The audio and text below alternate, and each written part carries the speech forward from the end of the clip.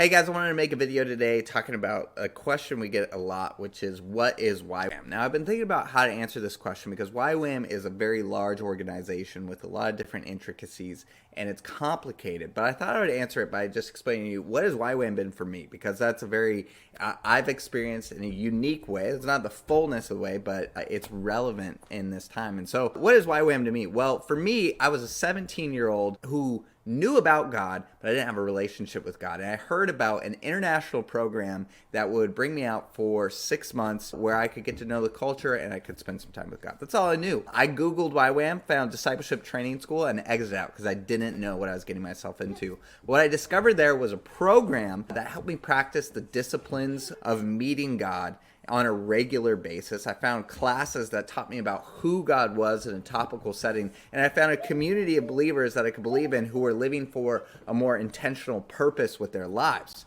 And it transformed me. It transformed the trajectory of my life. I encountered that relationship with Jesus, and from that moment on, I wanted to live for him. I wanted to serve him. I wanted to make him known, and my life was transformed. So that was what was called a Discipleship Training School, the first introductory school into YWAM. From that place on, I discovered training and equipping that through doing ministry, I was learning experience, and I was learning how to serve the kingdom. I was learning more about God. I was growing in community, and I was being ultimately equipped to be a youth pastor at a church here in Carlsbad. Now, what is YWAM beyond that is YWAM is also local outreach and local ministry. What I experienced in the base down in Pichilemu, Chile is they had this training arm with different schools. The Discipleship Training School, I also did a counseling school, a leadership training school. But at the base in Pichilemu, they also had a ministry called Pura Vida, which is where YWAMers served to make a local impact, where they hand dug a pool to host swim classes for the locals to learn how to swim